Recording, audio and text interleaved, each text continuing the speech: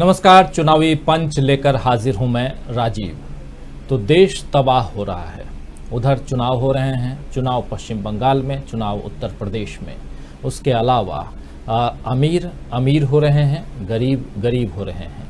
अस्पतालों में बेड्स नहीं है, ऑक्सीजन नहीं है, और तबाही का आलम ऐसा कि शमशानों में भी लाशों के लिए, चिताओं के लिए जगह नहीं है। सुबह से शाम तक अगर आप देखें किसी भी शमशान में या कब्रिस्तान में तो लाइनें लगी हुई हैं।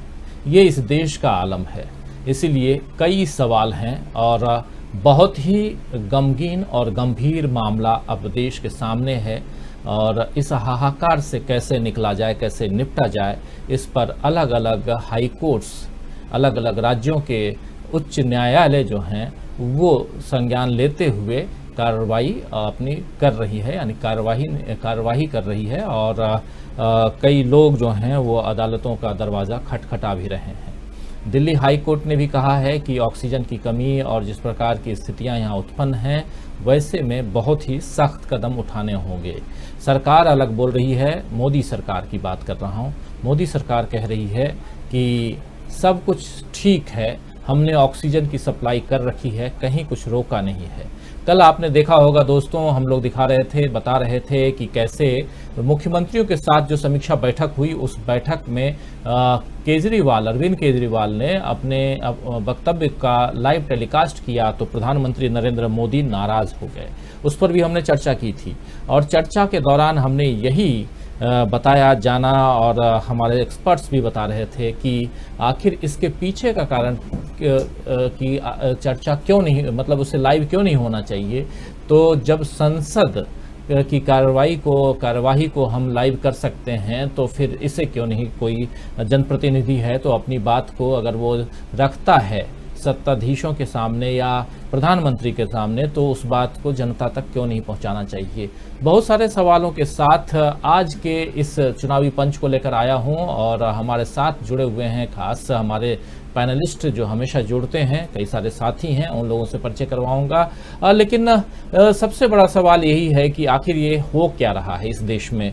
बहुत सारे लोग जो अमीर लोग हैं वो इस देश को छोड़कर कहीं और जाने की भी इच्छा रख रहे हैं, और इसके कारण कई लोग दुबई का टिकट कटा रहे हैं, तो कई लोग मालदीव जा रहे हैं, तो कई लोग थाईलैंड की टिकट की ओर भाग रहे हैं, और इस कारण टिकट की कीमत भी बढ़ गई है। लेकिन इसी बीच यूएई ने, यानी कि संयुक्त अरब अमीरात ने कहा है कि इंडिया से आने वाले फ्लाइट्स पर हम रोक लगाते हैं। मतलब अब इंडिया से फ्लाइट यूएई के लिए नहीं जाएंगी, क्योंकि यूएई ने रोक लगा दी है यहाँ की परिस्थितियों को देखते हुए, यहाँ जो आपदा की स्थिति है उसको देखते हुए, यहाँ की बीमारी को देखते हुए।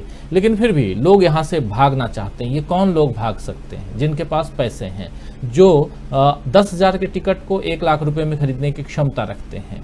इसी बीच ऑक्सीजन के प्लांट्स लगाने का काम कई जो प्राइवेट कंपनियां हैं वो कर रही हैं, और करना भी चाहिए क्योंकि ऑक्सीजन की कमी है। लेकिन ये सारे सवाल ऐसे हैं जहां से हम कल अपने कार्यक्रम को ख़त्म किए थे, वहीं से इस कार्यक्रम को फिर से आगे बढ़ाते हैं। कई सवालों के साथ आगे बढ़ेंगे दोस्तों, क्योंकि स्थिति बहुत अच्छी नहीं है, और इसके लिए जिम्मेदार कौन है, हम लोग इस पर लगातार चर्चा कर रहे हैं। और इसीलिए कहूँगा कि आखिर जिम्मेदारी कौन ले। न्यायालय जो है वो स्वतः संज्ञान लेकर के अगर आगे आते भी हैं, तो फिर सरकारें जो हैं, और खासकर केंद्र सरकार, वो क्या कर रही है? जिम्मेदारी किसकी है? जनता अपने जनप्रतिनिधियों को चुन करके भेजती है कि वो उसकी रक्षा करे, उसके विकास का भागीदार बने। लेकिन होता क्या है? डबल इंजन की सरकार बनाने की आप बात करते हैं, कहते हैं हमारी सरकार आएगी तो डबल इंजन की सरकार होगी, विकास की का जो पहिया है बहुत तेजी से भागेगा। लेकिन होता क्या है? बिहार है या अब पश्चिम बंगाल आप जीतने की बात कर रहे हैं और कह रहे हैं कि वहाँ भी डबल इंजन की सरकार आएगी तो विकास। लेकिन जहाँ पे नहीं है, या जहाँ पे आपकी सरकार ऑलरेडी है, बिहार में तो आपकी डबल इंजन की सरकार है, क्या बिहार में कोरोना नहीं है? या देश में तो आपकी सरकार है, क्या देश में कोरोना नहीं है? ये सबसे बड़ा सवाल है। तो इन सवालों के साथ चर्चा को आगे बढ़ाएंगे दोस्तों, और चुनाव पे भी चर्चा करेंगे। हमारे साथ जुड़े हुए हैं हमारे साथ जुड़े हुए हैं अमलेंदु उपाध्याय। अमलेंदु जी, आपका स्वागत करता हूं। और भी साथी जुड़ेंगे, जैसे जुड़ेंगे उन सबसे भी आपका परिचय कराऊंगा। अमलेंदु जी, कई सवालों के साथ इस कार्यक्रम को आगे बढ़ा रहे हैं। बहुत ही हाहाकार और तबाही का आलम है इस देश में, और इसके लिए जिम्मेदार कौन है, यही सवाल लेकर के हम आ रहे हैं। लेकिन उसके साथ साथ ये भी है कि आखिर क्या ये सब जो तबाही है वो चुनाव की जिद के कारण हो गया है? ये जो तबाही हम देख रहे हैं, जो मंजर है, क्या वो चुनावी रैलियों के कारण है? क्या चुनावी रैलियों के कारण इस देश में फैला है कोरोना? तो कई सवाल हैं। क्या धार्मिक स्थलों पर जो पाबंदी होनी चाहिए थी और वहाँ कुंभ का आयोजन किया गया, उसके कारण फैला है कोरोना? तो बहुत सारी चीज़ें। लेकिन आखिर हताहत कौन है? जनता है। परेशान कौन है? जनता है। और इस बात को समझेगा कौन? समझने वाला जो है वो समझने के लिए तैयार नहीं है, उसकी जिद सामने नजर आ रही है। ओवरऑल ओपनिंग कमेंट चाहूंगा और यहां से चर्चा को आगे बढ़ाएंगे अमलेंदु जी। देखिए, कुल मिला के जो स्थिति है उसमें निश्चित तौर पे केंद्र सरकार तरीके से इस स्थिति के लिए दोषी है। जो भी स्थिति इस समय देश के अंदर बन रही है उसमें केंद्र सरकार ही पूरी तरीके से जिम्मेदार है। और ये जो आपदा है, ये आपदा नहीं है, ये सरकार निर्मित आपदा है निश्चित तौर पे। और सरकार को इसकी जिम्मेदारी लेनी चाहिए। और जो समय बीत गया वो बीत गया, आगे सचेत होकर काम करे सरकार, इतना ही हो जाए। लेकिन सरकार जो है कोई भी सबक लेने को तैयार नहीं है। और सरकार के समर्थक लोग जो हैं वो सरकार पे सवाल करने की बजाय सरकार के कुकर्मों के ऊपर जो है वो लीपापोती जो कर रहे हैं और उसको छिपाने का प्रयास कर रहे हैं। खराब बात यह है, सरकार जिम्मेदारी मान लेती है उसके बाद भी था हो सकता है कि कुछ चीजें ठीक हो जाती। समस्या यही है कि सरकार ना अपने कर्मों पे अपने को तैयार है, ना अपने अव्यवस्था को तैयार है, और ना अतीत की गलतियों से कोई सबक सीखने को तैयार है, भविष्य के लिए कोई सही कदम उठाने को तैयार है। सबसे अफसोस की बात यह है, कुल मिला के जो आज जो स्थिति पूरे देश के अंदर बन रही है उसके लिए निश्चित तौर कोरोना, जब ठीक है कोरोना फैल रहा है, इसमें कोई शक नहीं है, कोरोना फैल रहा है। लेकिन कोरोना फैल रहा है, कोरोना फैलने के लिए जो चीज जिम्मेदार है उसके प्रकार मुख्य रूप से है, और सरकार को ये बात स्वीकार करनी ही चाहिए। जी सर्मित्रा जी, आपके पास आना चाहूंगा। क्या चुनावी रैलियां जिम्मेदार हैं देश में जो तबाही है उसके लिए? जी, बहुत हद तक तो बिल्कुल है, क्योंकि अकेले चुनावी रैलियां नहीं, बहुत सारे कारण हैं जिनके कारण कोरोना का प्रसार एकदम विस्फोट की तरह हुआ है। लेकिन चुनावी रैलियां निश्चित तौर पर इसके लिए बहुत हद तक जिम्मेदार हैं। अगर ये रैलियां नहीं होती, अगर बीजेपी के लोग सत्ता के लिए इतने लालायित नहीं होते, अगर वो अपने प्रचार मोह को थोड़ा छोड़ पाते, अगर चुनाव आयोग अपनी जिम्मेदारी निभाता और ये देखता कि चुनाव रैलियों में किस तरह से भीड़ इकट्ठी होती है और उस समय ना सोशल डिस्टेंसिंग का कोई मायने रहता है, ना मास्क पहनने पर लोगों को मजबूर किया जा सकता है, तो ऐसे तमाम जो सुरक्षा के उपाय हैं वो जब खत्म हो जाते हैं तो उसमें ये आ बैल मुझे मार वाली बात यहाँ पर लागू होती है। और ये निश्चित तौर पर बिल्कुल सरकार अगर चाहती, बीजेपी चाहती तो निर्वाचन आयोग से ये कहती कि अभी नहीं, हमें चुनाव अगर हो सकते हैं लेकिन उसके लिए रैलियों की कोई जरूरत नहीं थी, बिना उसके भी काम हो सकता था। जब बहुत सारे काम डिजिटली चल रहे हैं, वर्चुअली चल रहे हैं, तो प्रचार भी उस तरह से किया जा सकता था। जी, तो डिजिटली वर्चुअली अगर बहुत सारे काम आप कर रहे हैं, डिजिटल इंडिया बनाने की बात आप कर रहे हैं, और आप याद कीजिए जब नोटबंदी हुई उसके बाद से इस देश को डिजिटल बनाने की कोशिश और तमाम कोशिशें की गई, और स्थितियां ऐसी रहीं कि आपके पास और कुछ हो ना हो लेकिन मोबाइल होना चाहिए और मोबाइल रिचार्ज होना चाहिए, क्योंकि आधार कार्ड को उससे जोड़ना है, क्योंकि आपको आपके बैंक को उससे लिंक करना है। तमाम चीजें की गई डिजिटल इंडिया बनाने के लिए। लेकिन इसी डिजिटल इंडिया में आप फिजिकल इंडिया के रूप में मतलब फिजिकली उपस्थित होना अनिवार्य मान रहे हैं, वो भी चुनाव में। जब चुनावी रैलियां आप कर रहे हैं तो आप उसे भी डिजिटली कर सकते थे, सोशल मीडिया के द्वारा या और भी। और ये आज की बात नहीं है कि अचानक इस महामारी ने इस देश में कदम रखा है। ये सच है कि सितंबर के बाद से कोरोना का प्रकोप धीरे धीरे कम होने लगा था, लेकिन अचानक दोस्तों फरवरी में ये धीरे धीरे बढ़ने लगा और मार्च में ऑलरेडी पीक पे आ चुका था। और आपको याद होगा कि 27 मार्च को पहले फेज का चुनाव हुआ था, पहले फेज का चुनाव 27 मार्च को, जबकि 27 फरवरी को चुनाव की घोषणा हुई थी, चुनाव आयोग ने घोषणा की थी।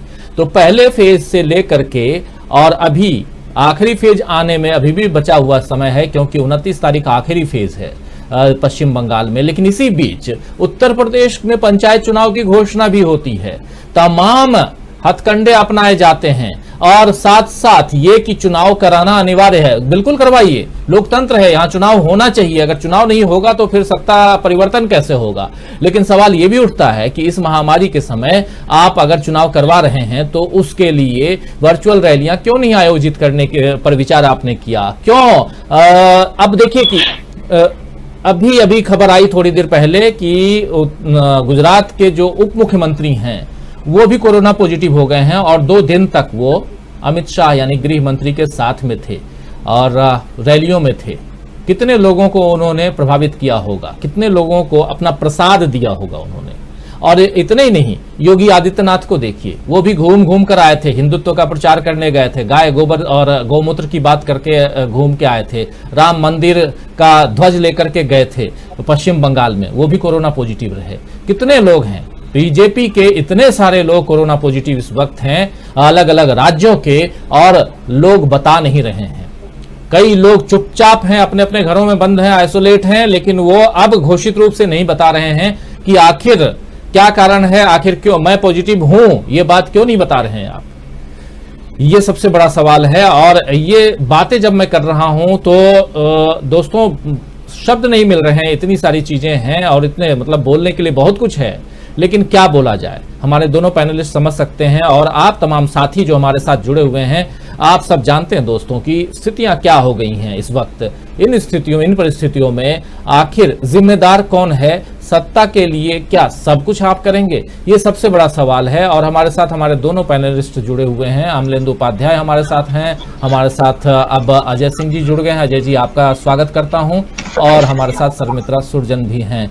तो तीनों पैनलिस्ट हमारे साथ अब बने हुए हैं। अजय जी, आप चूंकि जुड़ गए हैं हमारे साथ, और अब आपका एक तो स्वागत करता हूं, और दोस्तों आप सबका स्वागत नहीं कर पाया, स्वागत एक बार आप सबका भी करता हूं जो तमाम साथी हमारे साथ जुड़ गए हैं, इस वक्त जुड़े हुए हैं। तमाम मैं देख रहा हूं कमेंट लिख रहे हैं, लेकिन बहुत ही भयावह स्थिति में इस वक्त, और हम भी अपने स्टूडियो में किसी और को, जितने हमारे साथी, जितने हमारे पैनलिस्ट हैं, सब देखिए अलग अलग जगहों से वीडियो के द्वारा जुड़े हुए हैं और रोज हम प्रोग्राम को इसी ढंग से कर रहे हैं।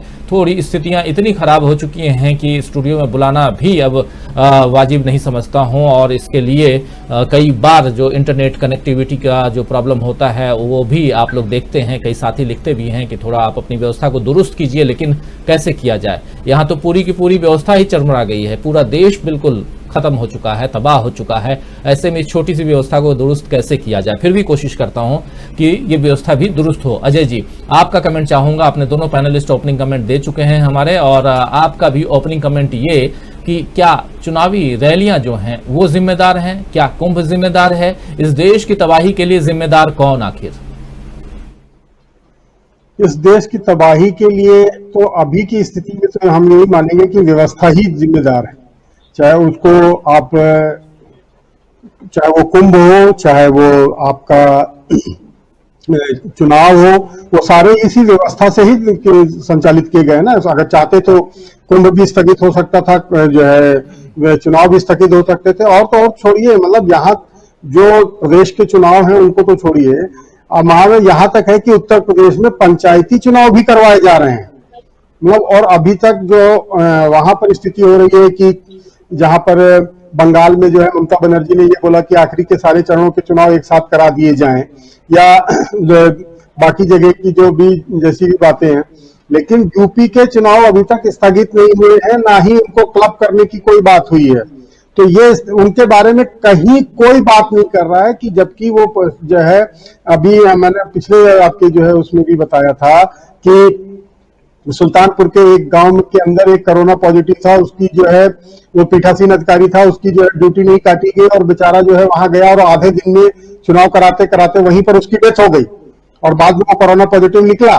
तो ये स्थिति है। मतलब इसको अब ये जिम्मेदारी की जहां तक बात है तो व्यवस्था ही जिम्मेदार है।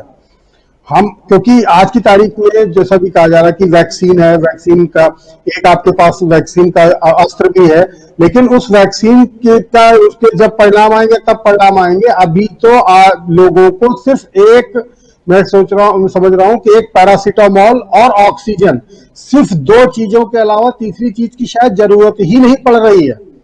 और हमारी ये व्यवस्था केवल ये दो चीजें, और लोगों को ऑक्सीजन और लोगों को पैरासीटामोल या ऐसी ही कुछ 2-4 दवाइयां, वो भी प्रोवाइड नहीं करा पा रही है व्यवस्था। हम इसलिए दोस्त, आज की तारीख में हम किसी को भी दे, कोई भी सरकार हो, लेकिन दोष व्यवस्था का ही है। जी, दोष व्यवस्था का। और ये ऐसी व्यवस्था जिसके बारे में हम चर्चा लगातार कर रहे हैं। क्या सत्ता पर बैठे हुए लोग इतने भी संवेदनशील नहीं हैं कि वो उन्हें पहले से अगर कोई आहट आपको सुनाई दे रही है कि ये हो सकता है तो उसके लिए आप सचेत हो जाएं। राहुल गांधी ने लगातार कहा था, राहुल गांधी को तो आप पप्पू करार देते रहे हैं, आप हमेशा ये कहते रहे कि ये तो पप्पू है, लेकिन उसी पप्पू ने आपको पिछले साल भी फरवरी में भी चेताया था, उसी पप्पू ने इस बार भी चेताया, उसी पप्पू ने अभी 2 दिन पहले भी चेताया है, उसी पप्पू ने आज भी चेताया है। तो थोड़ा तो चेत जाइए, क्योंकि जितनी बातें राहुल गांधी कह रहे हैं वो सारी बातें सच होती जा रही हैं। चाहे कोरोना को लेकर के बोलें, चाहे रफाल को लेकर बोलें, चाहे देश की इकोनॉमी को लेकर बोलें, चाहे यहाँ की स्वास्थ्य सुविधाओं को लेकर के बोलें, तो कम से कम इतना तो कीजिए। अगर नहीं समझना है, नहीं चेतना है, तो कम से कम इतना तो करिए कि हाँ, व्यवस्था को दुरुस्त करने पर ध्यान लगाइए। ये एक ऐसी बात है जो बार बार हम लोग करते हैं, लेकिन करना जरूरी भी है, इसलिए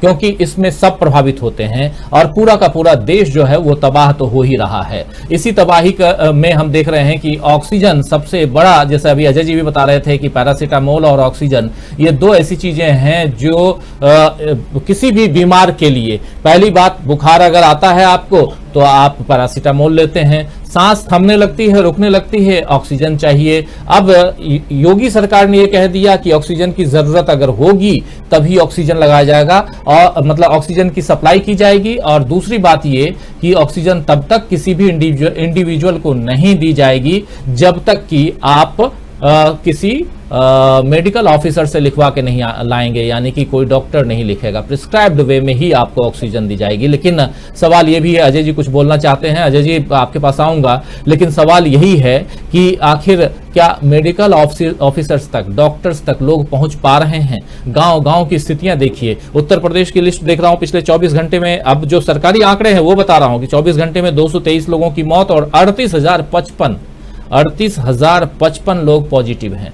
अजय जी कुछ बोल रहे हैं आप? हाँ, मैं थोड़ा सा करेक्ट करना चाह रहा था। ये आदेश कल ही वापस ले लिया गया है जो उत्तर प्रदेश सरकार द्वारा। जो पहले ये था कि अगर किसी भी अस्पताल में किसी को भर्ती कराना है तो उसके लिए सीएमओ का लेटर चाहिए, वो सीएमओ के लेटर की बाध्यता जो है कल सरकार ने वापस ले ली है। जी, सरकार कई बाध्यताएं, कई ऑर्डर्स निकालती हैं और वो जब वापस लेती है, सवाल यही है कि वापस लेती है जिस प्रकार जब ऑर्डर करती है, वो ऑर्डर जिस प्रकार फ्लोट किए जाते हैं उस प्रकार जब वो वापस लेती है तो वो फ्लोट नहीं होता है। एक छोटी सी बात आपको बताऊं, जब पेट्रोल और डीजल की कीमत बढ़ती है तो पेट्रोल पंप वाले तुरंत बढ़ा देते हैं, ये मैं भुक्तभोगी हूं, मैं बता रहा हूं। लेकिन जब पेट्रोल डीजल की कीमत 5 पैसे भी कम होती है तो आप पेट्रोल पंप पे जाइए तो कहेंगे अभी तक का ऑर्डर नहीं आया जी।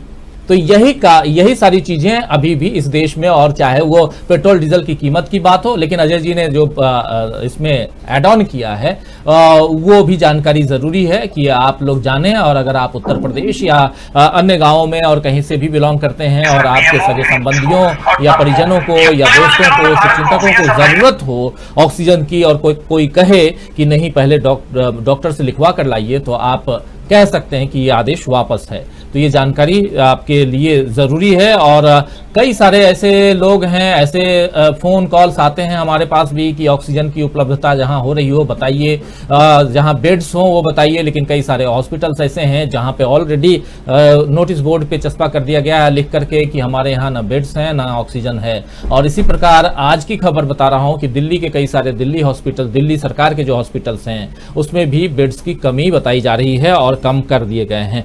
तो ये एक अलग तरह का माहौल पैदा हो रहा है और इस माहौल में आखिर व्यवस्थाएं कैसे दुरुस्त हों उसी पे हम चर्चा कर रहे हैं। लेकिन इसके साथ साथ चूंकि चुनाव और चुनाव का के रिजल्ट की घड़ियां बहुत नजदीक हैं तो उस पर भी चर्चा करेंगे। और दोस्तों, एक तरफ पश्चिम बंगाल में अब 2 चरणों का मतदान बाकी है। 26 तारीख को 7वें फेज का मतदान और 29 तारीख को 8वें फेज का मतदान है। इसके बाद इंतजार रहेगा रिजल्ट का, और रिजल्ट का इंतजार है तो उससे पहले कांग्रेस महकमे में भी थोड़ी सी हलचल बढ़ गई है। यह खबर इसलिए देना चाहता हूं क्योंकि असम में कांग्रेस को ऐसा लग रहा है कि उसकी सरकार वापस आ रही है और इसको लेकर के असम में कांग्रेस जो है वो ज्यादा परेशान भी नजर आ रही है। अमलेंदु जी, आपके पास आना चाहूंगा, ओवरऑल असम से क्या खबर आ रही है? क्योंकि एक तो हम लोग ये देख चुके हैं, जान चुके हैं कि जो बोडोलैंड पीपुल्स फ्रंट है उसके जो उम्मीदवार हैं वो छत्तीसगढ़ में इस वक्त कई सारे उम्मीदवार कांग्रेस और दूसरे दलों के जो ये महाजोत जो यानी महागठबंधन जो है वहां का असम का वो आ चुका है, जयपुर में है। पिछले कई दिनों से कई सारे विजुअल्स उनके आए, उनको बदनाम करने की कोशिश, शराब की बोतलें दिखाई जा रही हैं, कुछ और किया जा रहा है, खा रहे हैं, मस्ती कर रहे हैं, जो भी कर रहे हैं, लेकिन उन्हें सुरक्षित रखने की कोशिश की जा रही है। इस महामारी के बीच में चुनाव का जिक्र करना इसलिए जरूरी है। और खैर अभी बात कर रहा हूं कांग्रेस की, लेकिन बात बीजेपी की भी करूंगा जो क्या क्या गुल खिला रही है। सबसे पहले कांग्रेस की बात कर रहा हूं और अमलेंदु जी, आपके पास असम से लेकर क्या खबर है? देखिए, जो कुल मिला के असम से खबरें हैं वो खबरें अभी तक तो यही है, मतलब बाकी तो सब 2 मई को होगा। जो मतलब हम लोग के सूत्र हैं उनके मुताबिक जो मित्र लोग हैं वहां, पत्रकार बंधु हैं, उनसे जो वार्ता होती है उसके आधार पर तो ये कहा जा सकता है कि वहां स्पष्ट रूप से जो है कांग्रेस की सरकार बन रही है। अब 2 मई के बाद क्या जोड़ तोड़ होगी और क्या भारतीय जनता पार्टी करेगी वो एक अलग का प्रश्न है। लेकिन अगर जनादेश का अपमान नहीं हुआ और जनादेश का अपमान ना होके जनादेश का सम्मान हुआ तो निश्चित तौर पर कांग्रेस की सरकार वहां बनती हुई दिख रही है और स्पष्ट बहुमत के साथ, क्या बल्कि क्लियर मेजोरिटी, अच्छी मेजोरिटी के साथ बनती हुई दिख रही है। अभी तो ये लगता है, बाकी अब 2 मई को स्पष्ट होगा कि क्या खेल होता है, किस तरीके से मशीनें अपना काम करती हैं, किस तरीके से व्यवस्था अपना काम करती है, किस तरीके से दांव पे चले जाते हैं, किस तरीके से खरीद फरोख्त होती है। ये सब चीजें जो है इस बात का और इस चुनाव प्रक्रिया का एक अभिन्न अंग बन चुका है। तो मतलब इन चीजों पे भी ध्यान रखना, जनादेश के साथ साथ जो है ये चीजें भी जो है वो मैटर कर, जनादेश से ज्यादा यही मैटर करती है। जनादेश कुछ भी हो, लेकिन जनादेश एक तरफ होता है, ये सारी चीजें जो हैं, ये जोड़ तोड़ की चीजें, ये जो है वो ज्यादा अब मैटर करती है। तो अब कांग्रेस जो है इन सारी चीजों में कहां पाएगी भारतीय जनता पार्टी के सामने, ये देखने वाली चीजों में। जहां तक जनादेश का मामला है, मुझे लगता है कि कांग्रेस जो भारतीय जनता पार्टी से बहुत आगे जा चुकी है। जी, कांग्रेस भारतीय जनता पार्टी से बहुत आगे जा चुकी है। शर्मित्रा जी, आपके पास आना चाहूंगा, लेकिन असम की राजनीति में कांग्रेस बनाम बीजेपी गठबंधन है अलग अलग दोनों का, लेकिन फिर भी दोनों दल जो हैं वो आमने सामने हैं, कांग्रेस और बीजेपी। किसको किस पर भारी मानती हैं आप, पाती हैं आप शर्मित्रा जी, जब हम ये देखते हैं कि साम दाम दंड भेद सब में बीजेपी काफी आगे है? क्या ऐसे में कांग्रेस अपने उम्मीदवारों को, और जो जीत करके आते हैं उनके उम्मीदवार जो एमएलए बनते हैं, उनको बचा पाने में आज की तारीख में आप पाती हैं कि सक्षम है कांग्रेस? जी हाँ, 2 बातें हैं। एक तो कांग्रेस की अपनी जो अंदरूनी लड़ाई है उससे कांग्रेस को बचना होगा, और दूसरा बीजेपी की चालाकियों से वो कैसे पार पाती है, ये एक बड़ी चुनौती है। कांग्रेस इस समय निश्चित ही असम में बहुत अच्छा कर रही है। प्रियंका गांधी के जाने से वहां काफी असर पड़ा है, ने अच्छा वहां किया है, ऐसी खबरें हैं। लेकिन इस समय तरुण गोगोई जैसा कोई नेतृत्व भी वहां नहीं है, इसकी एक बड़ी कमी है। लेकिन इसके साथ हम ये देख रहे हैं कि गौरव गोगोई हैं, चाहे सुष्मिता देव हैं, चाहे बरदोलोई हैं, ये ऐसा नेता हैं जो अब अलग अलग अब दावेदार उभर कर आएंगे। तो यहाँ पर कांग्रेस के साथ सबसे बड़ी दिक्कत यही होती है। हमने पिछले भी राजस्थान और छत्तीसगढ़ और मध्य प्रदेश के चुनाव में हमने ये देखा है कि मुख्यमंत्री तय करने में कितना वक्त लगा, और उसके बाद राजस्थान में संकट आया, उससे तो खैर किसी तरह निपट गए, लेकिन मध्य प्रदेश में ज्योतिरादित्य सिंधिया ने कांग्रेस के पैरों तले जमीन जो है वो खींच ही ली। तो यही दिक्कत जो है असम में भी हो सकती है।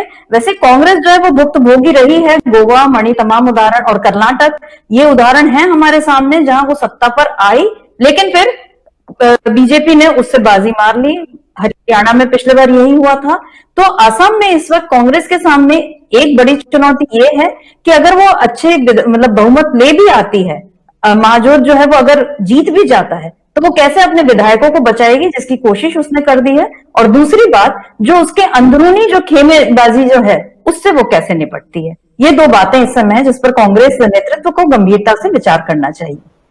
अजय जी, आपके पास आना चाहूंगा। कांग्रेस की बात हम कर रहे हैं, असम के संदर्भ में बात कर रहे हैं, और खासकर कांग्रेस बनाम बीजेपी। लेकिन हम लोगों ने देखा पिछले चुनावों में, चाहे वो कर्नाटक का चुनाव हो जहां कांग्रेस सरकार बनाने में तो सफल रही थी, लेकिन सरकार गिर गई। हमने मध्य प्रदेश में देखा, बहुत ही 15 साल का एक बीजेपी का शासन, उसका अंत हुआ, लेकिन उसके बाद परिस्थितियां ऐसी बदली कि वहां पे कांग्रेस साल भर नहीं रह पाई और चली गई। और पिछले साल इसी समय आप याद कीजिए कि कांग्रेस की सरकार वहां से जा चुकी थी, और देश में लॉकडाउन लगाने से ठीक एक दिन पहले वहां की सरकार गिरा दी गई थी, और नए मुख्यमंत्री की घोषणा ही नहीं, शपथ ग्रहण भी हो गया था। लेकिन इसी तरह हम लोगों ने देखा, पहले पीछे जाइए तो चाहे वो गोवा हो, चाहे मणिपुर हो, फिर अभी हरियाणा की बात भी कर रही थी शर्मित्रा जी, और तमाम राज्यों में, चाहे अब देखें हम तो बिहार में भी अभी जो चुनाव हुए, उन चुनावों में भी हमने देखा कि आरजेडी के साथ कांग्रेस का गठबंधन, लेकिन कांग्रेस उतना अच्छा नहीं कर पाई जितना अच्छा करने की उससे उम्मीद थी। ऐसे में असम में कांग्रेस को बहुत ज्यादा उम्मीद है कि उसकी सरकार आ सकती है, लेकिन दूसरी तरफ अपने उम्मीदवारों को अभी से बचाने के लिए आप कहीं दूसरे राज्यों में भेज तो दे रहे हैं, अपने राज्यों में जहां उनकी सरकार है, चाहे वो राजस्थान, चाहे वो छत्तीसगढ़, लेकिन आप कब तक बचा कर रखेंगे, ये सबसे बड़ा सवाल है कांग्रेस के लिए। इस सवाल का जवाब अगर ढूंढा जाए तो कैसे ढूंढा जाए अजय जी? कांग्रेस का इसके लिए तो मेरा सबसे वैसे ये सुझाव चुनाव से पहले होना चाहिए, चुनाव के बाद दे रहा हूं कि आने वाले भी चुनावों में इस चीज का प्रयोग किया जा सकता है कि अब जो है जितने भी लोगों को टिकट दिया जाए, वो ऐसे उनपे ये पहले भरोसा कर लिया जाए कि वो कहीं बिखरेंगे नहीं, पहली बात। और दूसरी बात, किसी भी तरह के ईडी, सीबीआई या आईटी के ऐसे किसी मामले में वो फंसते हुए ना दिख रहे हो क्योंकि अभी तक जो देखा गया है कि जितने भी मामले हुए, चाहे वो राजस्थान का मामला हो, चाहे वो उत्तर प्रदेश का मध्य प्रदेश का मामला हो, कर्नाटक का मामला हो, बंगाल का भी इवन मामला हो, सभी जगह ऐसे लोगों को तोड़ा गया है जिनके ऊपर किसी न किसी तरह के आरोप थे, और उनको जो है इन संस्थाओं के द्वारा इनके ऊपर जो है नकेल डाली गई और उनको उस तरह से खींचा गया। तो आप अगर एक तो ये सुझाव है कांग्रेस के लिए कि उनको केवल जीता हुआ उम्मीदवार नहीं देखना है कि वो जीत सकता है, बल्कि वो जीत के खड़ा भी रह सकता है आपके साथ, इस पे बहुत ज्यादा फोकस करना पड़ेगा, पहला। दूसरी बात ये कि इसमें अगर आप जीत जाते, यानी कि जनता तो आपको साथ दे रही है, लेकिन अगर आपके लोग ही आपका साथ नहीं दे रहे हैं, तो इसका मतलब है कि कहीं ना कहीं आपकी नेतृत्व में, क्षमता में कहीं ना कहीं कोई कमजोरी है, और इसलिए आपको लोकल छत्रपों को जो है बढ़ावा देना पड़ेगा। जैसे महाराष्ट्र में एक दिन पहले जो है, आप देखिए रात को जो है सरकार बनती है, लेकिन वहां शरद पवार जैसा आदमी खड़ा था जिसने जो है पूरी की पूरी जो है बीजेपी की बाजी पलट दी। तो आपके जो सहयोगी दल है, जिनके साथ आप मिलकर चुनाव लड़ रहे हो, उनको भी देखना चाहिए कि वो इतने मजबूत हो कि वो, चाहे वो बीजेपी हो या कोई दुनिया की कोई भी ताकत हो, वो आपके साथ इस मजबूती से खड़े रहें कि किसी की पलटी, किसी की चली हुई बाजी को पलट दे। कई सारे साथी जुड़े हैं, इन लोगों के विचारों को भी रखना आप सबके सामने जरूरी मानता हूं। सुमन पांडे हैं जो कह रहे हैं, sir all is fair in love and war, election is equal to war, साम दाम दंड भेद सब अपनाएंगे, लेकिन ये सब देश के डेवलपमेंट के लिए होता तो ठीक होता। बिल्कुल सटीक इनके वक्तव्य हैं, इनके विचार हैं और बहुत ही सही हैं। इस वक्त आपसा खां कह रही हैं कि सिंधिया जी, यानी कि ज्योतिरादित्य सिंधिया की बात कर रही हैं कि सिंधिया जी की वजह से यहाँ की सरकार यानी एमपी की सरकार गिरी है और सिंधिया भैया भी बीजेपी में जाके फेंकने लगे हैं बड़ी बड़ी बातें।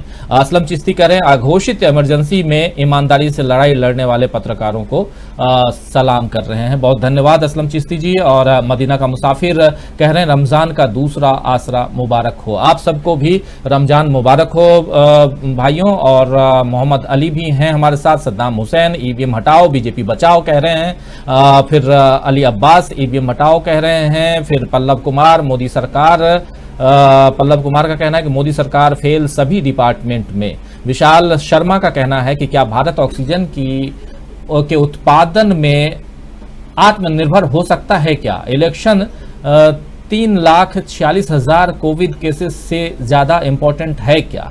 बिल्कुल सही कह रहे हैं। 3,46,000 जो आंकड़े हैं ये पिछले 24 घंटे के आंकड़े हैं, उस पर कह रहे हैं कि क्या इलेक्शन इस पर भारी हो सकता है, क्या इलेक्शन ही जरूरी है?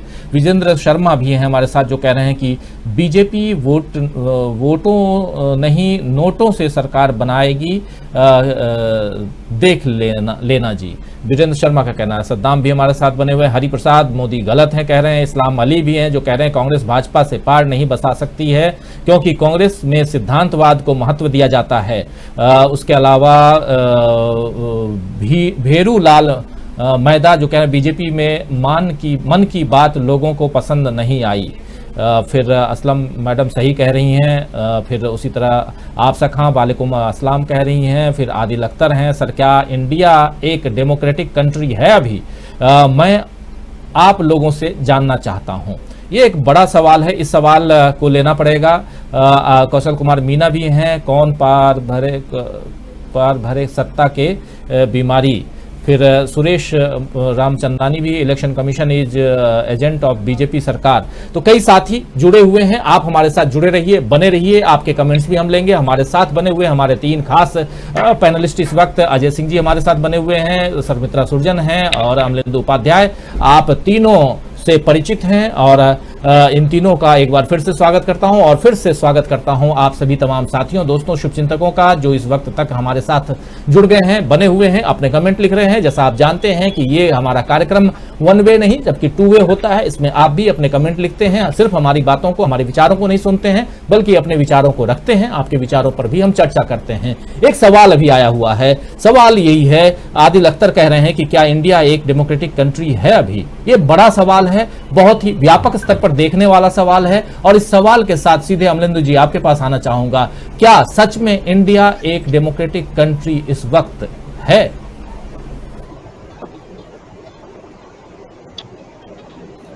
कठिन है, पा रहे हैं, लगातार कनेक्शन में काफी दिक्कत हो रही है। कुछ साजिश चल रही है अमलेंदु जी आपके खिलाफ इंटरनेट की? ये साजिश है मेरे खिलाफ भी और जी साजिश है मेरे खिलाफ भी और डेमोक्रेसी के खिलाफ भी, दोनों के खिलाफ है। और इसी का जवाब भी मिल गया, क्या डेमोक्रेटिक कंट्री वाकई में है? मुझे लगता है कि डेमोक्रेटिक कंट्री तो है संवैधानिक तौर पे, लेकिन सही में कहा जाए तो शायद नहीं है, चूंकि ये डिप्लोमेसी वाला सवाल है तो जवाब इसका डिप्लोमेसी वाला ही होगा। संवैधानिक रूप से हम निश्चित डेमोक्रेटिक कंट्री हैं और संविधान अभी तक यही कहता है, अभी से बदला नहीं गया है और संविधान बदलने की कोई लगता है मुझे कार्रवाई इतनी जल्दी कार्य होगी भी नहीं। लेकिन जो व्यावहारिक धरातल पे चीजें हैं वो ये इशारा करती है कि हम लोग निश्चित तौर पर तानाशाही में प्रवेश कर चुके हैं। उसको कह सकते हैं कि ये तानाशाही एक तरीके से और तानाशाही जो है, तानाशाही निजाम जनतंत्र के जरिए भी आया करते हैं। हिटलर भी जो था वो जनतंत्र के जरिए ही आया था। तो यहाँ भी लगता है ये परिस्थितियां ठीक उसी तरीके की हुए जा रही है। और अंतर सिर्फ इतना है कि हिटलर ने गैस चैम्बर बनवाए थे, उन लोगों को छूटा गया था। इस तरीके की नीतियां अपनाई, गैस चैम्बर अपने आप बन जा रहे हैं। हिटलर के गैस पर गैस छोड़नी पड़ती थी लोगों को मारने के लिए, और गैस चैम्बर में ऑक्सीजन की कमी से लोग अंतर इतना है। जी, एक बड़ा अंतर और बहुत ही समानता आप बता रहे हैं सर मित्रा जी। हिटलर का जमाना कुछ और था, सेकेंड वर्ल्ड वार की परिणति इस पूरी दुनिया ने देखी, और उसके बाद की कई सारी बातें जो हैं और उस दौर की बातें जब हम लोग पढ़ते थे और सुनते थे तब रोंगटे खड़े हो जाते थे। और जैसे कहा जाता था कि आज मेरे दादा चले गए, आज मेरी दादी चली गई, आज मेरे पिता चले गए, आज मेरा भाई भी फ्रंट पे चला गया। ये तमाम घटनाएं उस दौर के हमने सुने, कहानियों के रूप में हम लोग सुने, क्योंकि हम उस समय नहीं थे। लेकिन अपने पढ़ाई के काल में सेकंड वर्ल्ड वार को जब सुनते थे कि उस समय क्या कुछ हुआ और पूरी दुनिया में कैसी तबाही मची। आज कोरोना भी कहीं ना कहीं उसी युद्ध काल की तरह है, जहां हम देख रहे हैं कि परिस्थितियां, विपत्तियां जो आती हैं वो पूछकर नहीं आती हैं, लेकिन पहले से अलर्ट कर देती हैं। और ये अलर्ट जब चीन के वुहान शहर में जब ये घटना घटी थी, उसके बाद से दुनिया के कई देश अलर्ट होने लगे थे। जो अलर्ट नहीं हुए वहां तबाही मची, और भारत भी अलर्ट नहीं हुआ, अभी तबाही का आलम हम देख रहे हैं। ऐसे में जब अमलिंदु जी भी बता रहे हैं, और जो सवाल है कि क्या डेमोक्रेटिक कंट्री इंडिया रह गया है, और क्योंकि कल भी एक व्हाट्सएप पे किसी ने मेरे से सवाल पूछा कि बहुत ही मुश्किल है आज के दौर में पत्रकारिता को समझना, पत्रकारों को समझना। एक या तो बिल्कुल गोदी मीडिया है या एक बिल्कुल ही विपक्ष का मीडिया है। टोटल जो एक सही खबर देने वाला कौन है ये समझ में नहीं आ रहा है। मुझे बताइए, ये एक सवाल था। खैर मैं अपने हिसाब से जवाब दिया सामने वाले को, लेकिन सवाल बहुत व्यापक रूप से है, और इस सवाल की तह में, इस सवाल की तहकीकात करने की जरूरत है कि आखिर ऐसे सवाल भी क्यों पूछे जाने लगे हैं। तो बहुत ही, चाहे डेमोक्रेसी की बात हो, चाहे सेकेंड वर्ल्ड वार की बात हो, चाहे आज के दौर में मीडिया की बात हो, और चाहे आज की परिस्थितियां जो उत्पन्न हुई है उसमें जहां गैस चैम्बर उस जमाने का और इस समय ऑक्सीजन गैस नहीं मिलने के कारण आप जिस प्रकार कर रहे हैं, ये भी तो बहुत सारी समानताओं के बीच में बहुत एक व्यापक दृष्टिकोण से मैं इस सवाल का जवाब आपसे जानना चाहता हूं कि क्या देश हमारा सचमुच लोकतंत्र को खोता जा रहा है? जी देखिए, इतिहास अपने आप को दोहराता है, ये बात सही है, और इस वक्त हम यही देख रहे हैं। जो चीजें पहले जर्मनी, इटली जैसे देशों ने भुगती हैं, आज हम उसी दौर पर लगभग हम पहुंच चुके हैं। लेकिन फिर भी अभी भी भारत में लोकतंत्र कायम है, और उम्मीद पर दुनिया कायम है। तो मैं इसीलिए यही कहूंगी कि जिस तरह से आज हम आप बैठकर चर्चा कर रहे हैं, या जिस तरह से हमारे जो दर्शक हैं वो जो सवाल उठा रहे हैं, यह इस बात का सबूत है कि इस देश की जनता ही इस देश के लोकतंत्र को बचाएगी, और मोदी सरकार को कभी न कभी जवाबदेह तो होना ही पड़ेगा। हमने पिछले चुनाव में देखा, उन्होंने अच्छी जीत दर्ज की, दोबारा भी वो जीत कर आए, लेकिन अपनी जिम्मेदारी नहीं निभाएंगे तो उनसे सवाल पूछने वाले पूछते ही रहेंगे। ये इस लोकतंत्र के जिंदा होने का सबूत है। जरूर बहुत सी खबरें ऐसी आई हैं, रिपोर्ट्स जो आ रही हैं वो लगातार निराश करने वाली हैं कि भारत में जो है मीडिया का जो रैंकिंग है वो गिरती जा रही है, स्वतंत्रता की, मीडिया की। भारत में लोकतंत्र जो है वो आंशिक हो चुका है। ये सब हम देख रहे हैं और लोग इसको भुगत भी रहे हैं, लेकिन इसी भुगतने से ही शायद हम कोई सबक लेंगे, और जब हम सत्ताधारियों का चुनाव करेंगे तो सोच समझ कर करेंगे, ऐसी उम्मीद मैं रखती हूँ। भाजपा जो है वो अपने बहुमत में आकर बहुत हद तक अहंकारी हो चुकी है, लेकिन इसी भाजपा में कुछ लोग ऐसे भी हैं जो अपनी सरकार पर सवाल उठा रहे हैं। ये हमने देखा है। अभी भी कोरोना के संकट में भी उत्तर प्रदेश में आज एक सांसद ने जो ये कहा कि मैं धरने पर बैठूंगा, इसका मतलब वो लोगों के प्रति अपनी जवाबदेही को समझते हैं। तो एक मछली सारे तालाब को गंदा करती है, ये बात तो सही है, लेकिन इसके कारण हम ये अभी हम नहीं कह सकते कि पूरा तालाब ही जो है गंदा हो चुका है या सूख गया है या उसमें फ्रेश वाटर आने की उम्मीद नहीं है। ये इतना निराश हमको नहीं होना चाहिए। मेरा ख्याल है कि जो इस देश की जनता जो है वो कभी ना कभी जरूर जागेगी और समझेगी। और जहां तक बात मीडिया की स्वतंत्रता की है, उस पर बहुत बड़ी जिम्मेदारी है इस लोकतंत्र को बचाने की। इसके लिए उसको चौथा खंबा नहीं बनना चाहिए, उसको तीन खंभों से अलग रहकर अपनी तटस्थ भूमिका निभानी चाहिए, सही खबरें देनी चाहिए, जो सरकार गलत कर रही है उस पर बोलना चाहिए, जो सही कर रही है उसकी तारीफ करना चाहिए। लेकिन अभी ये हो रहा है कि औद्योगिक घरानों के हाथों में मीडिया का स्वामित्व आ गया है, ये एक बड़ा खतरा है। लेकिन इस खतरे के बीच आज हम देख रहे हैं कि कांग्रेस ने अपना चैनल शुरू किया है, तो अब ये इस तरह का एक नया खेल जो है वो शुरू हो रहा है कि अच्छा ठीक है, अगर बीजेपी ने मीडिया पर कब्जा किया हुआ है तो उसके जवाब में अब कांग्रेस को खड़ा होने की जरूरत है। तो ठीक है, इस तरह के काउंटर वो चलते रहेंगे, लेकिन इसी बीच शायद निष्पक्ष पत्रकारिता बचेगी और इस देश का लोकतंत्र भी बचेगा। अगर हम निराश हो जाएंगे तो फिर समझिए सब कुछ खत्म हो जाएगा। जी, ये बहुत वाजिब और सही बात आप बता रही हैं शर्मित्रा जी कि अगर निराशा छोड़ करके, हताशा छोड़ करके और हम आगे बढ़ें और ये जरूर रखें कि लोकतंत्र को न सिर्फ लोकतंत्र गया है और न ही लोकतंत्र यहाँ से जाने वाला इस देश से। लोकतंत्र को बचाने में जिसकी जितनी सहभागिता हो, जिसकी जितनी भूमिका हो, वो अपनी भूमिका को अदा करे, ये ज्यादा जरूरी है। सुरेश कासलीवाल हमारे साथ जुड़े हुए कह रहे हैं, सर अभी देश में कुछ भी ठीक नहीं है। किसान, ऑक्सीजन, मरीज, सरकार, जनता, सीमा यानी जो बॉर्डर है, हॉस्पिटल, बाजार, क्या ठीक है? सरकार कर ही आराम मिलेगा, सरकार को सरका करके ही आराम मिलेगा। बिल्कुल ये ऐसे से देखिए ये जो विचार हैं, और सुरेश कासलीवाल जी लिख रहे हैं, लेकिन बहुत अलग जितने शब्द लिख रहे हैं, नपे तौले शब्द, और हर शब्द में कोई ना कोई बात निकल के आ रही है कि क्या कुछ चल रहा है इस देश के में और इस देश के लोकतंत्र में। अगर लोकतंत्र की मजबूती को देखना है तो इन सारे कमेंट्स को देखिए, बहुत सारे कमेंट्स, इतने ही उपयोगी कमेंट्स आते हैं जिसको पढ़ना और आप लोगों के बीच रखना बहुत जरूरी होता है। अख्तर अली हैं जो कह रहे हैं सबका हिसाब लेगी जनता, चाहे नेता हो और मीडिया। बहुत बड़ी बात है, बिल्कुल सही कह रहे हैं, इस बात को समझने की जरूरत है। और जब मीडिया और नेता मिल जाएं तो देश कहां जाता है, उसकी परिणति, उसका रिजल्ट आप अभी देख रहे हैं। और ये पिछले 7 साल से 10 साल से, लगभग 2010 के बाद से आप लोग देख रहे होंगे जो इस देश में हुआ, और उसके लिए अन्ना हजारे सबसे ज्यादा जिम्मेदार हैं। खुल करके मैं बोलता हूं। उसैद अहमद हैं जो कह रहे हैं आपके इस कार्यक्रम को देखकर जो चुनाव विश्लेषण से पता चलता है कि पांचों राज्य में बीजेपी की सरकार भविष्य बनती नजर नहीं आती, क्योंकि तारीख ने वो मंजर भी देखे हैं जिसने भी लोकतंत्र की हत्या की है वो फना हो जाए। बिल्कुल सही कह रहे हैं उसैद अहमद जी।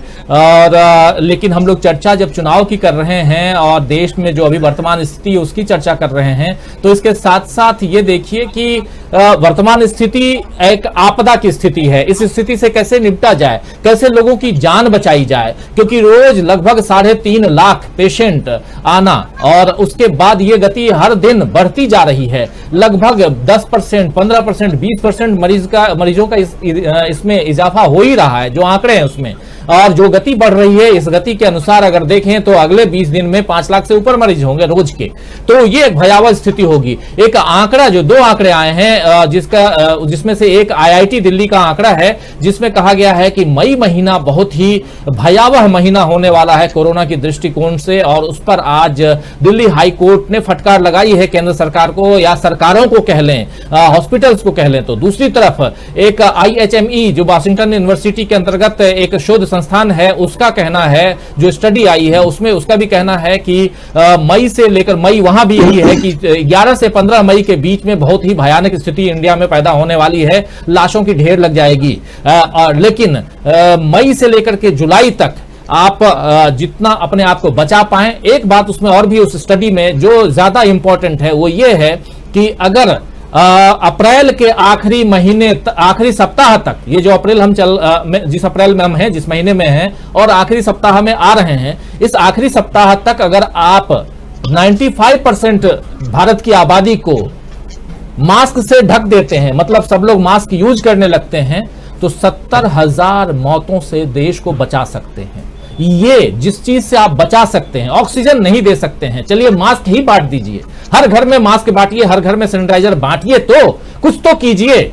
न वैक्सीन बांटेंगे, न मास्क बांटेंगे, न सैनिटाइजर बांटेंगे, और बहुत सारे विजुअल आ रहे थे, आज ही मैं दिखा नहीं पा रहा हूं आप लोगों को, कि उस विजुअल में ये भी है कि बहरीन में क्या हो रहा है, UAE में क्या हो रहा है, चाहे थाईलैंड में क्या कर रहे हैं, कि इजराइल में कैसे कोरोना से आप मात पाए, कैसे यूरोप के कंट्रीज अपने आप को कोरोना से मुक्त करा बैठे। लेकिन भारत में क्या हो रहा था, जब लोग कोरोना से मुक्ति की बात कर रहे थे, उस पर ध्यान दे रहे थे, आप क्या कर रहे थे,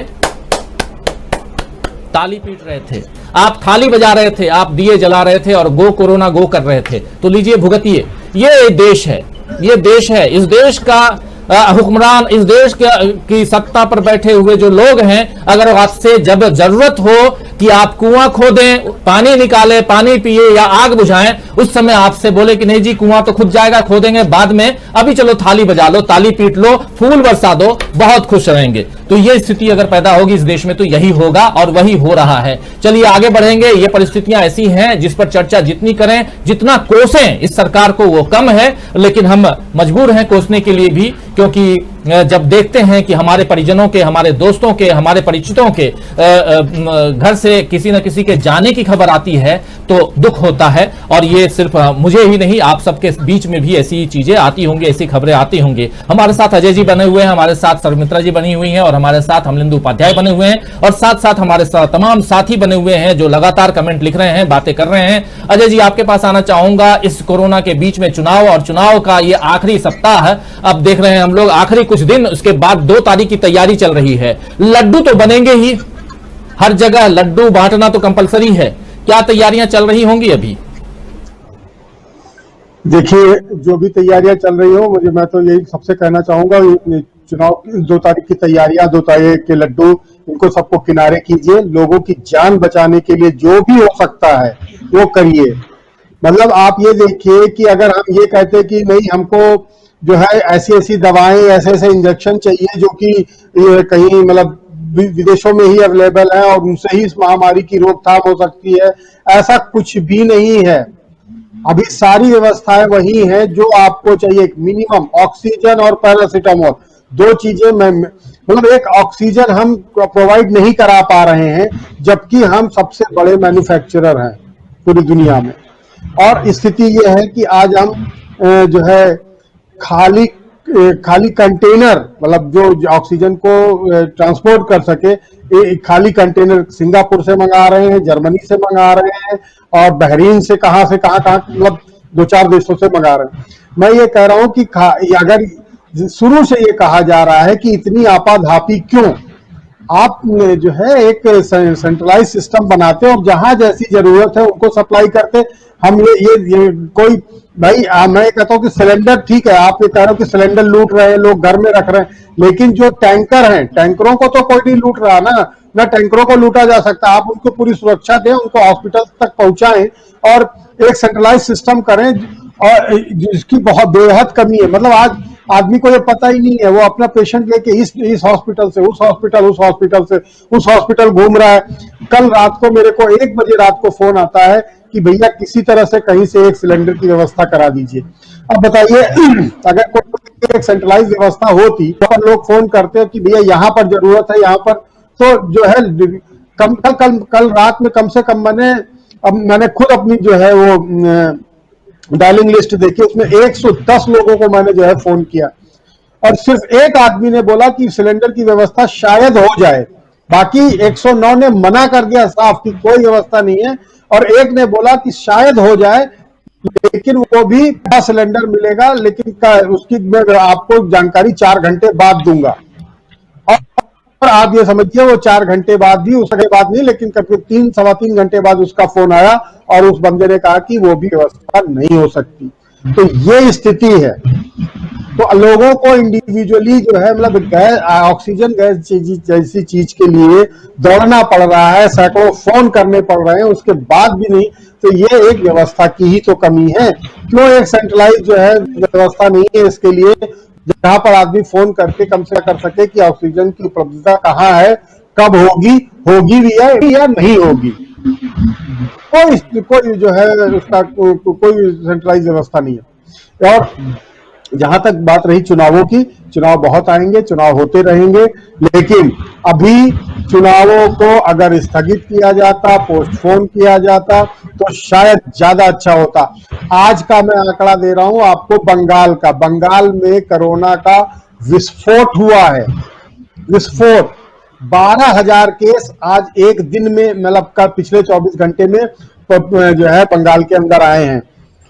अब आप ये देख लीजिए कि अभी वहां 2 चरण के चुनाव बचे हैं और ये पिछले 24 घंटों का आंकड़ा 12,000 जो है सीधे केस एकदम से बढ़ गए हैं बंगाल के अंदर, ये स्थिति है। अगले दो चरणों के चुनाव हैं, उनमें क्या होगा, क्योंकि चुनाव में सिर्फ लोकल लोग नहीं होते, जो चुनाव की पार्टियां आती हैं, एक पोलिंग को, एक मशीन को ऑपरेट करने के लिए कम से कम 5 अधिकारी होते हैं। 5 अधिकारी वो तो बाहर से आते ही, एक पीठासीन अधिकारी, एक फर्स्ट, सेकंड, थर्ड मशीन, जो भी, प्लस जो आपकी पैरामिलिट्री फोर्सेस आई हुई हैं, वो भी सब बाहर से आई हुई हैं। अब ये सब वहां से कोरोना लेके या तो आए हैं या तो वहां से लेके जाके स्प्रेड करेंगे। तो ये सारी चीजों पे सरकार तो ध्यान नहीं जा, और मतलब मैं कल से देख रहा हूं, कल प्रधानमंत्री की हरकतें देख रहा हूं, मैं हरकत शब्द का उपयोग कर रहा हूं कि कल जो है, अगर वो आप चुनाव रैलियां करते हैं तो बिना मास्क के करते हैं, कमरे से बैठ के आप जो है मीटिंग ले रहे हैं और उसको जो है मास्क लगा के कर रहे हैं। चलो यहां तक ठीक।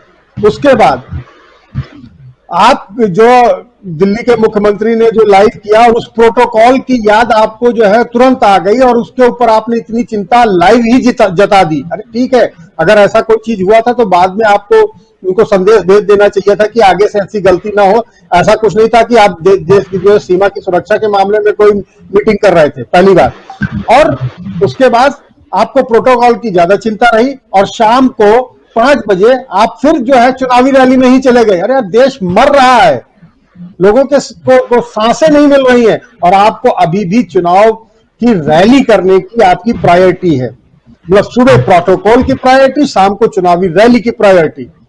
और आज की देख लीजिए कि आज भी जो है पंचायती राज दिवस के मौके पर आप जो है लोग पुरस्कार बांट रहे हो। अरे आपके पास, मैं समझ नहीं पा रहा हूं कि देश के जो है प्रधानमंत्री के पास इस महामारी में, इस हाहाकारी माहौल में इतना समय कैसे मिलता है कि वो जो है प्रोटोकॉल की चिंता करे, वो चुनावी रैली की चिंता करे, वो जो है बांटने की चिंता करे। मेरी समझ से बाहर है। और मुझे चाहिए, और इसमें मुझे लगता है कि मतलब इससे सरकार की गंभीरता दिखती है कि केवल जो है बड़ी बड़ी बातें करने से कुछ नहीं होगा। ग्राउंड लेवल पे आपको अपनी जो है संवेदना, आपको अपनी जो है गंभीरता दिखानी पड़ेगी। ग्राउंड लेवल पर गंभीरता और संवेदना अगर दिखाई रहती सरकार, तो आज ये परिस्थिति उत्पन्न नहीं होती अजय जी, जो परिस्थितियां उत्पन्न हो गई हैं इस देश में। और देश में हाहाकार का आलम है, चारों तरफ लोगों की जान जा रही है, सांस लेने में तकलीफ है, ऑक्सीजन की कमी है, और अब तो विटामिन जिंकोबिट, जो इस बीमारी में लोग कहते हैं विटामिन सी और जिंक टैबलेट लीजिए, वो भी अब अगर जाएं आप तो कई सारे मेडिकल स्टोर्स में नहीं मिलेंगी ऐसी दवाइयां भी।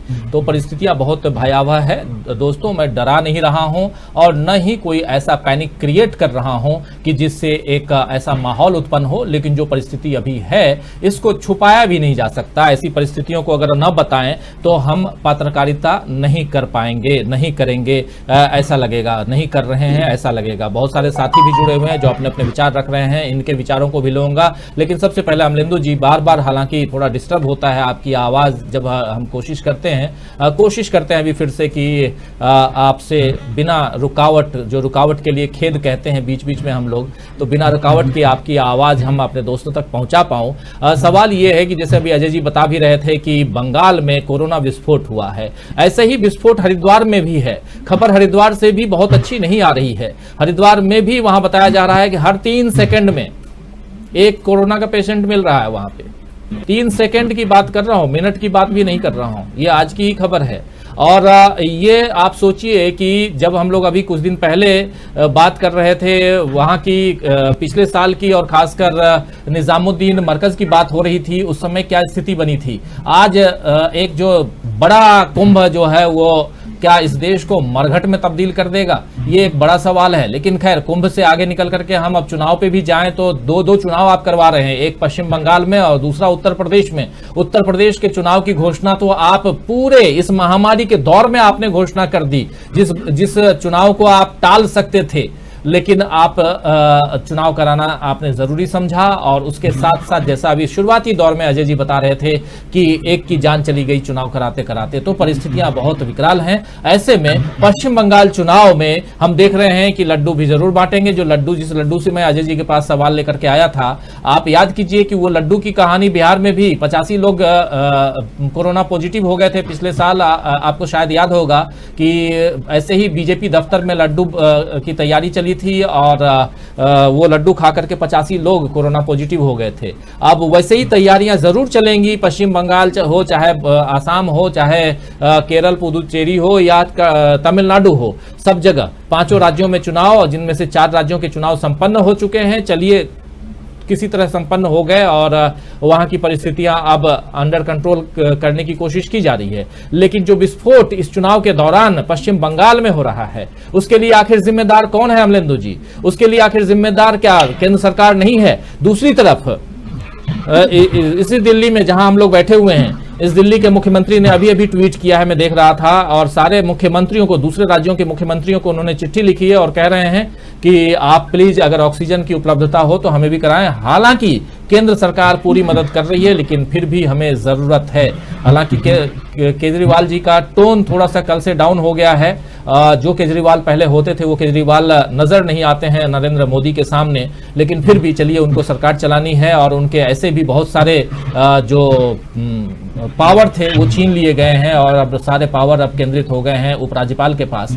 लेकिन जितनी ताकत उनके पास है, उस ताकत के अनुसार केजरीवाल माफी मांगते हुए या टोन डाउन करते हुए और केंद्र सरकार की तारीफ करते हुए जो भी अपने बयान दे रहे हैं वो दे रहे हैं। सच्चाई और हकीकत क्या है वो हम सब लोग देख रहे हैं। तो एक ये जोड़ना था सवाल के बीच में केजरीवाल की बात, क्योंकि एक इंफॉर्मेशन है, इसलिए यहां तक मैं लेके आया सवाल। लेकिन फिर भी पश्चिम बंगाल से है अमलेंदु जी, कि पश्चिम बंगाल में एक कोरोना विस्फोट, इसके लिए जिम्मेदार, तो मैं पूछूंगा कौन, तो आप सीधा बोलेंगे कि जिम्मेदार केंद्र सरकार। लेकिन क्या ओवरऑल चुनाव आयोग की जो जिम्मेदारी होती थी, बनती थी, वो जिम्मेदारी आखिर आज भी दिखाई देती है आपको?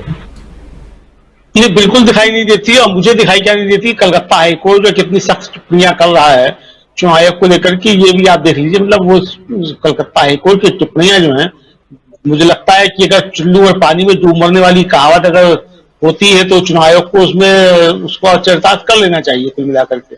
मतलब ये चुनाव आयोग तो जो है एकदम बिल्कुल नाकारा, वही मतलब नाकारा से और भी कोई बुरा शब्द हो सकता हो, डिक्शनरी मुझे देखनी पड़ेगी उसके लिए, इस्तेमाल करने के लिए, तो वो देखना पड़ेगा कि क्या शब्द मैं इसके लिए इस्तेमाल करूं। मतलब ये बिल्कुल भारतीय जनता पार्टी का बिल्कुल स्वयंसेवक बन गया है, कच्चा बनियान पहन के खड़ा हुआ है एकदम से, ऐसा लग रहा है इस चुनाव आयोग को। मतलब बिल्कुल हरकतें जो है इसकी, जो है जैसे हरकतें जो थे अजय जी इस्तेमाल कर रहे थे प्रधानमंत्री के लिए, मैं ये हरकतें शब्द इस्तेमाल कर रहा हूँ चुनाव आयोग के लिए। इसकी हरकतें जो हैं वो कतई मतलब गैर जिम्मेदारान तो है ही, आपराधिक है एक तरीके से, बिल्कुल मतलब मानवता के प्रति अपराध जिसे कहा जाए वो है। अरे कोई मुसीबत नहीं आ जाती अगर 6 महीने के लिए जो और आगे शासन बढ़ा जाता, चाहे वो पश्चिम बंगाल होता या किसी और राज्य में होता, कोई दिक्कत नहीं होती, बढ़ा जाता कुल मिलाकर के। इसी तरीके से अभी देखिए, अभी जो विस्फोट हुआ है पश्चिम बंगाल में, ये अभी कुछ भी नहीं हुआ है। ये जो है मतलब पहला चरण जो है वो आया है, मतलब पहला परिणाम आया है रैलियों का। अभी 10 दिन के बाद जो है ये जब ये आना शुरू होगा, तब भयावह स्थिति पश्चिम बंगाल की एकदम से होगी, क्योंकि जो कोरोना फैलाया गया है बिना मास्क लगाए रैलियां जबरदस्त करके राष्ट्रभक्तों के द्वारा, तो ये राष्ट्रभक्त जो है बंगाल को बहुत बड़ी मुसीबत में झोंकने वाले हैं। और उसके साथ साथ केंद्रीय फोर्सेस जो है उनको उन्होंने झोंक दिया है बुरी तरीके से उस कोरोना के उस लेकर के। इसी तरीके से कुंभ का भी जो है अभी कुछ शुरू नहीं हुआ है, ये शुरुआती रुझान है कुंभ से जो आ रहे हैं, इसके रुझान भी जो है 15 दिन के बाद आना शुरू होंगे। जबरदस्त तरीके से जो है विस्फोट जो है वो कुंभ का निकलेगा कुल मिलाकर के, जो है वो आप देखने वाली स्थिति होगी। अब देखना यह है कि जो कुंभ से लोग लौट करके वापस जा रहे हैं, वो चाहे वो साधु संत जा रहे हो, चाहे असाधु जा रहे हो, दुष्ट जा रहे हो, जो भी जा रहे हो, जो अपने पाप धोकर के आए हैं वो जा रहे हो, जो भी जा रहे हो कुल मिलाकर के, तो वो ये देखना होगा कि वो कितना जाकर के जो है कोरोना फैला रहे हैं अब जाकर के। क्या राज्य सरकारों ने ऐसी कोई व्यवस्था कर ली है कि जो कुंभ से लौट करके आ रहा है उसको कहीं क्वारंटाइन किया जाएगा? मुझे लगता है कि ऐसी कहीं कोई व्यवस्था नहीं की गई है कि जो कुंभ से लौट करके आ रहा है उसकी जो रेकी की जाए और उसको जो क्वारंटाइन किया जाए, वो चाहे पॉजिटिव हो या ना हो। इस पे जो है मुझे लगता है ये सरकारों को, स्थानीय प्रशासन को ध्यान देना चाहिए कि जो कुंभ से लोग लौट करके आए हैं उनकी बाकायदा निगरानी की जाए और उनको कम से कम 14-14 दिन के लिए क्वारंटाइन किया जाए। इस पे बहुत ध्यान देने की आवश्यकता है। लेकिन सवाल ये है कि हम ये कहें किससे ही ध्यान देने की आवश्यकता है, ध्यान देगा कौन? जिनको ध्यान देना है वो तो जो है मंदिर बना चुके, सरकार बनाने पे लगे हुए हैं। तो समस्या यही है कि ये आप अपील करना किससे चाहते हैं। दूसरा जो शुरुआती कमेंट आपने लिया था, अपने कमेंट की भाई ऑक्सीजन की कमी हो रही है और इसके लिए दोषी कौन है कुल मिलाकर के कहा जाए, तो देखिए निश्चित तौर पे मैं फिर ये कहूंगा, कल भी मैंने कहा था, ये कोरोना से कोई नहीं मर रहा है। जितनी भी खबरें आ रही हैं वो क्या खबरें आ रही हैं, इस व्यवस्था की वजह से लोग मर रहे हैं। ऑक्सीजन नहीं मिला इसकी वजह से मिल रहे हैं, बेड नहीं मिला इसकी वजह से मर रहे हैं। जितनी भी खबरें हैं वो सब यही हैं। कोरोना जो है वो किसी को नहीं मार रहा है, मार रही है ये व्यवस्था, और इस व्यवस्था को बनाने वाले लोग, इस व्यवस्था को चलाने वाले कौन लोग हैं, वो मार रहे हैं। और निश्चित तौर पे ये मृत्युएं जो हैं, जो भी मौतें हो रही हैं, कोरोना से मौत नहीं है, ये व्यवस्था द्वारा की गई हत्याएं हैं। इस बात को हमको स्वीकार करना चाहिए। मेरे सामने लैपटॉप पे एक खबर खुली हुई है, अखबार है इंडियन एक्सप्रेस, उसकी 23 कल की है, हरि कृष्ण शर्मा की रिपोर्ट है। और यह है कि April November last year officials house panel flag oxygen shortage. 2020 अप्रैल में जो केंद्र सरकार ने जो थी एम्पावर कमेटी बनाई थी, जिस नीति आयोग की सीईओ अमिताभ कांत भी थे, उसकी रिपोर्ट है 2020 की शॉर्टेज होगी। नवंबर में प्रोफेसर रामगोपाल यादव की कमेटी की अध्यक्षता में कमेटी है, उसकी रिपोर्ट है कि रिकमेंड कर रहे हैं कि कमी होने वाली है बहुत जबरदस्त, इसको ऑक्सीजन के फिर आपकी आवाज कट गई, लेकिन हाँ बिल्कुल आप सही कह रहे हैं कि जो 2020 अप्रैल में जिस बात का जिक्र किया गया था, जिस बात के लिए कहा गया था कि ऑक्सीजन की कमी होगी, फिर नवंबर की कमेटी की रिपोर्ट आप बता रहे हैं। लेकिन वही मैं कह रहा हूं कि आखिर जो बातें पहले से बता दी गई लेकिन व्यवस्था दुरुस्त नहीं करने के कारण, और आप बिल्कुल सही कह रहे हैं कि लोग मर कोरोना से नहीं रहे हैं। कोरोना एक वजह जरूर है, लेकिन सबसे बड़ी वजह जो है, सबसे बड़ा कारण जो है वो व्यवस्था है, और इस व्यवस्था को सुधारने की जरूरत है। इस व्यवस्था को समय पर नहीं सुधारा गया और नतीजा ये है कि लोग मर रहे हैं। और जैसा अजय जी कह रहे थे कि दो चीजें जरूरी हैं, एक पैरासीटामोल और दूसरा ऑक्सीजन।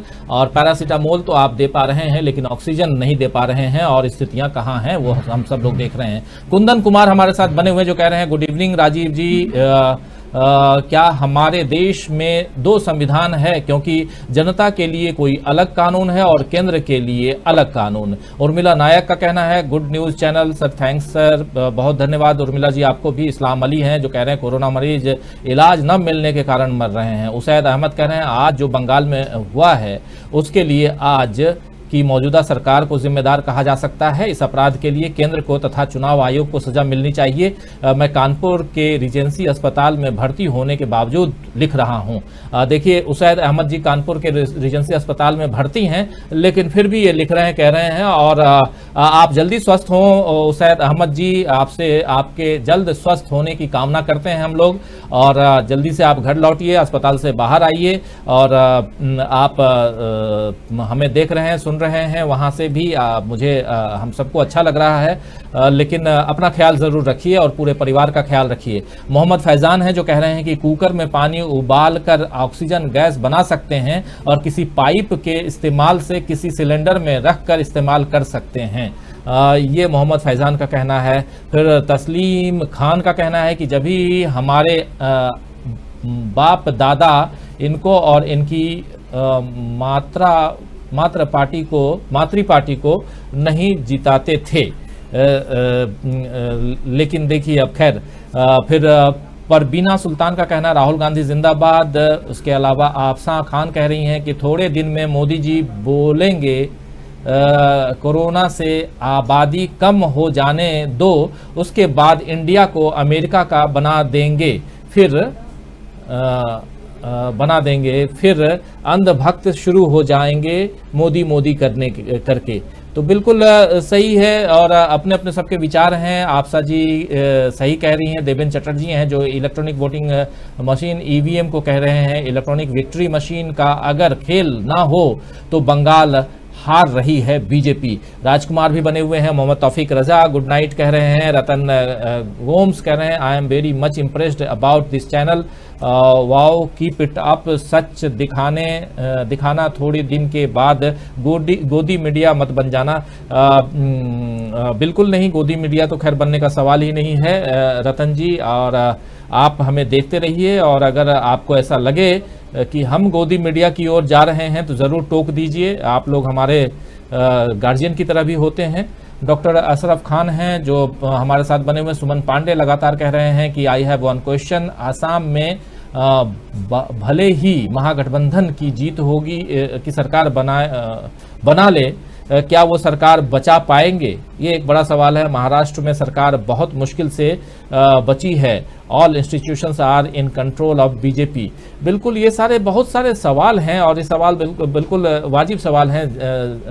मोहम्मद अशरफ खान भी हैं जो बीजेपी सरकार 303 का इतना नशा है सरकार को, ना लोगों को अहोपकार सुनाई देता है, ना आंसू दिखाई देता है, वह वाह रे वाह आंधी भरी सरकार, वक्त आने दो जनता बताएगी। राहुल कुमार भी हैं, गणेश सपकोता कह रहे हैं कि मोदी जी ने प्रोटोकॉल की बात की, हमें बताएं मोदी जी बालाकोट हमले की जानकारी एक चाटुकार को कैसे पता चल जाता है। राहुल कुमार भी हैं। तमाम साथी हमारा असलम चिश्ती साहिब को कांग्रेस मुक्त भारत, पत्नी मुक्त जीवन, विरोध मुक्त संसद, प्रेस मुक्त मीडिया, ऑडिट मुक्त फंड और दिमाग मुक्त भक्त चाहिए।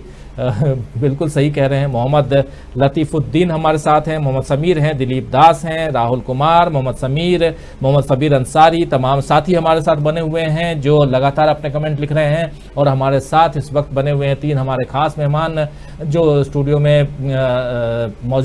तो मौजूद नहीं है, अपने अपने घरों से और हमारा साथ दे रहे हैं, आप सबका साथ दे रहे हैं, अपने कमेंट रख रहे हैं। अजय सिंह जी हमारे साथ, सर्मित्रा जी हमारे साथ और अमलेंदु उपाध्याय हमारे साथ। लेकिन दोस्तों वक्त खत्म हो चुका है और एलपी तिवारी ने धन्यवाद लिख दिया है और धन्यवाद देने का वक्त आ गया है। आप सबको भी, तीनों हमारे जो पैनलिस्ट हैं, आप सबको भी बहुत बहुत धन्यवाद कि आप लोगों ने चर्चा के लिए वक्त निकाला। और कल दोस्तों फिर मिलेंगे शाम 7 बजे। लेकिन जो परिस्थितियां हैं ये मुस्कुराने की परिस्थितियां नहीं हैं। जो देश की स्थिति है, जितनी विकराल स्थिति हो गई है, इस स्थिति को जितना अपने अपने ढंग से हम संभालने की कोशिश करें, हालांकि मोदी जी ने भी कह दिया है कि बच्चे जो हैं वो बाहर निकले, वॉलंटियर बने, तो हम लोग भी जरा ख्याल रखें और वॉलंटियर ही सही, लेकिन अगर एक दूसरे की मदद कर सकते हैं तो मदद करें। बाकी तो देश किसके हवाले है ये आप सब जानते ही हैं। तो मैं सबसे पहले अपने तीनों साथियों को धन्यवाद देता हूं और धन्यवाद देता हूं आप तमाम दोस्तों, साथियों, शुभचिंतकों, आप सबका कि आप लोग जुड़े रहे इस महामारी के दौर में। आप हमारे साथ बनते हैं, अपने विचार रखते हैं और कब 1 घंटा बीत जाता है पता ही नहीं चलता है। आप लोग कल फिर 7 बजे जुड़िए हमारे साथ और लगातार हम चर्चा करेंगे देश की तमाम परिस्थितियों पर और साथ साथ चुनाव की गतिविधियों पर। देखते रहिए, तब तक डीबी लाइव जुड़े रहिए हमारे दूसरे कार्यक्रमों के साथ। नमस्कार।